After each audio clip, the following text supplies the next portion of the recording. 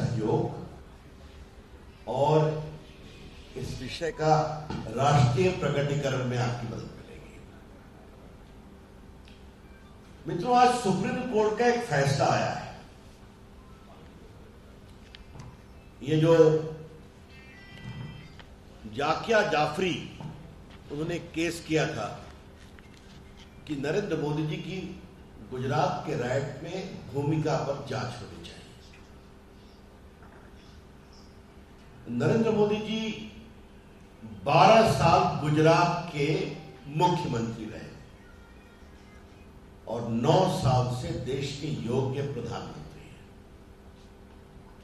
लेकिन उनके खिलाफ वैमनस्य और पूर्वाग्रह से एक कॉटेज इंडस्ट्री काम करती है। एक cottage industry works against Narendra Modi with a vengeance to somehow or the other implicate him in Gujarat riots. आपकी जानकारी के लिए मित्रों, 60 एजेंसीज के द्वारा उनका इन्वेस्टिगेशन हुआ। Media agency, international NGO, self appointed NGO, SIT, इस पर कई बार हुआ, हर बार उनको क्लीन चिट मिला। इसका एक बिहार का भी एंगल है जो मैं आपको शुरू में ही बता देना चाहता हूं।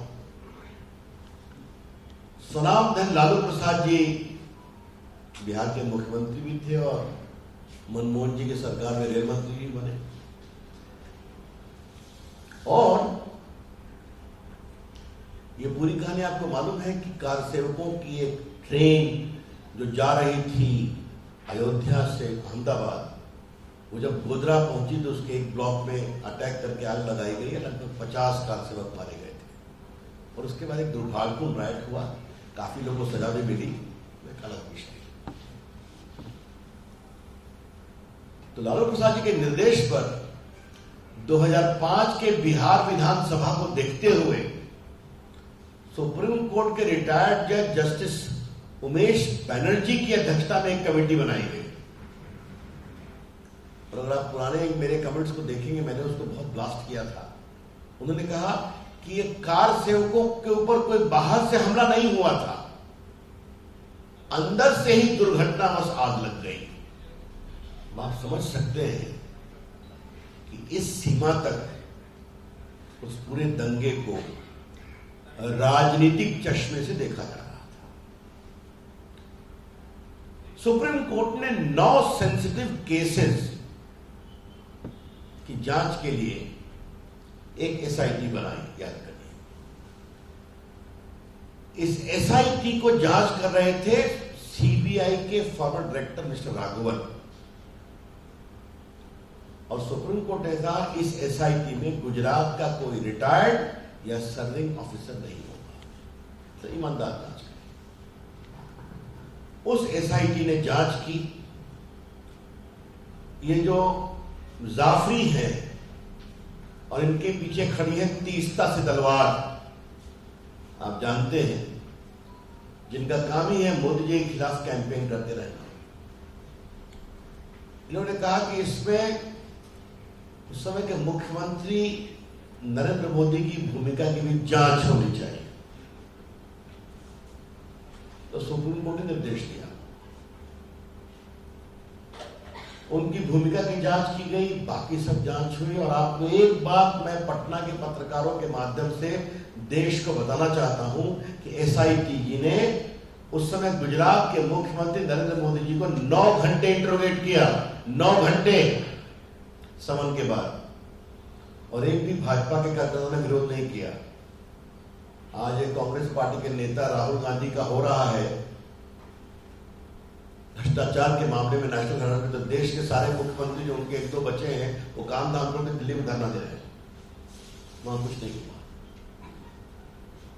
एसआईटी ने रिपोर्ट दिया कि नरेंद्र मोदी जी की कोई भूमिका नहीं है और बाकी जो है उसके खिलाफ कार्रवाई हुई। सुप्रीम कोर्ट के इस एसआईटी को प्रोटेस्ट किया गया तो सुप्रीम कोर्ट ने कहा कि ये मजिस्ट्रेट के सामने से जो रिपोर्ट जाएगी आप चाहे तो प्रोटेस्ट पिटीशन कर सकते हैं।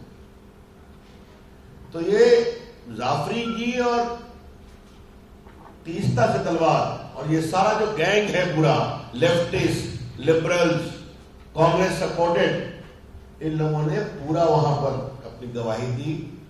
10-10 साल तक ढूंढ के लाए, मजिस्ट्रेट ने उसको रिजेक्ट किया।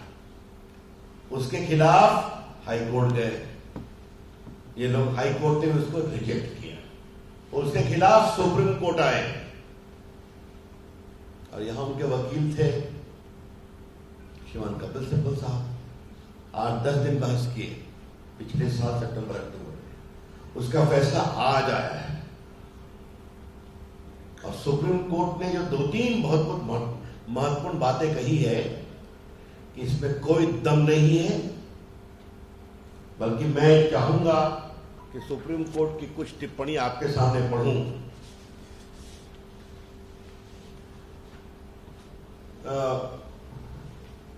We hold the appeal is devoid of merits and deserves to be dismissed in the aforesaid ground. और देखिए सुप्रीम कोर्ट ने क्या कहा है। The proceeding have been pursued for last 60 years to keep the pot boiling, obviously for ulterior design. जानबूझकर करके कुछ लोग पड़े हुए थे कि इसको हमेशा जिंदा रखा जाए। और सुप्रीम कोर्ट ने और क्या कहा है? It appears to us that a coalesced effort of the disgruntled officials of the state of Gujarat, along with others, was to create sensation by making revelations which were false to their own knowledge. झूठे जानकारी पर नरेंद्र मोदी जी के खिलाफ कार्रवाई करने की कोशिश की और बहुत सारी टिप्पणियां हैं। आपको याद होगा कि इन लोगों ने दुनिया में कैंपेन चलाया, क्योंकि उनके कई कुछ मामलों में मैं सुप्रीम कोर्ट में वकील भी था उस समय। और याद रखिए हमारे पत्रकार मित्रों, ये सारा इन्वेस्टिगेशन यूपीए सरकार में हुआ, 14 के पहले हुआ, 11, 12, 9, ये आप स्पष्ट जान लें। क्योंकि यूपीए सरकार और कांग्रेस पार्टी का एकमात्र उद्देश्य था कि नरेंद्र मोदी जी को किसी प्रकार रोकना है, और कहीं वो सफल नहीं हुए।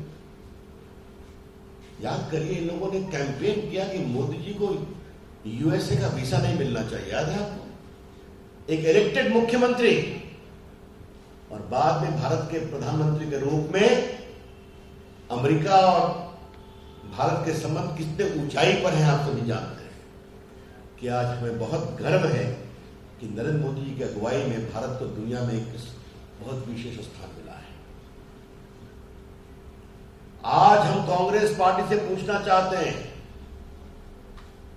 आज हम वामपंथियों से पूछना चाहते हैं, और आज हम सभी कॉर्टेज इंडस्ट्री से पूछना चाहते हैं जिनकी पूरी दुकान पिछले 20 साल से नरेंद्र मोदी जी के विरोध पर चल रही थी, अब कितनी देर और चलेंगे आप?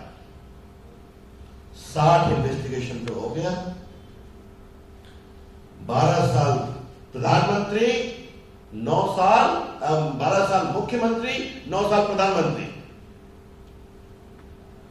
सुप्रीम कोर्ट बार बार रिजेक्ट करता है और बस वही तीस्ता से तलवार, उनके लेफ्टिस्ट फ्रेंड, एक विधवा जो जाफरी जी है, उनके पति की दुर्भाग्यपूर्ण उस पूरे राइट में शेष हो गए थे। तो ये क्या मतलब है? हम देश को बताएंगे कि किस तरह से कुछ लोगों की दुकान चली है और उसके पीछे कांग्रेस पार्टी, वामपंथी, यूपीए, आरजेडी सबों का सहयोग और प्रश्न रहा। और ये लोग बार बार रिजेक्ट होते हैं,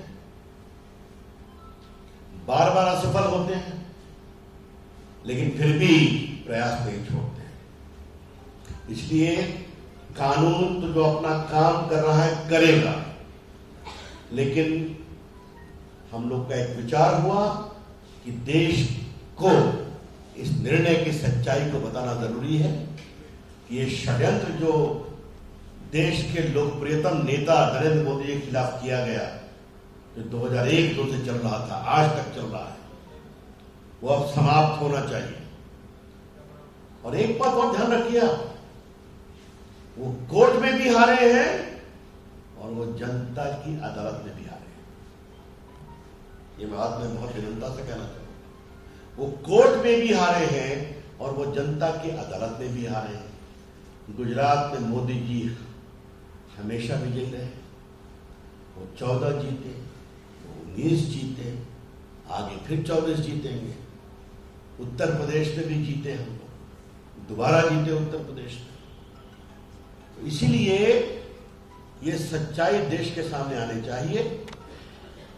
और अंतिम बात जिसको कह के मैं आपके प्रश्नों का स्वागत करूंगा कि मोदी जी ने इस 20 साल के टॉर्चर में कभी अपनी शांति नहीं खोया। उनका लक्ष्य सिर्फ एक था कि मुझे देश के विकास के लिए काम करना है, गुजरात के विकास के लिए काम करना है, और वो काम करते रहे और सच्चाई सामने आती रही, न्याय प्रक्रिया के द्वारा या जनता के द्वारा। बहुत बहुत धन्यवाद।